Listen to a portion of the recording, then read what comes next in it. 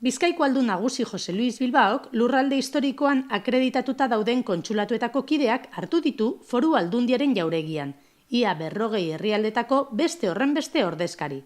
Harrera ofizial horren bidez, berriro ere eginda Bizkaiko Foru Aldundiak, Bilboko Merkataritza Ganberak eta Gorputz Kontsularrak urtero egiten duten erakunde arteko topaketa.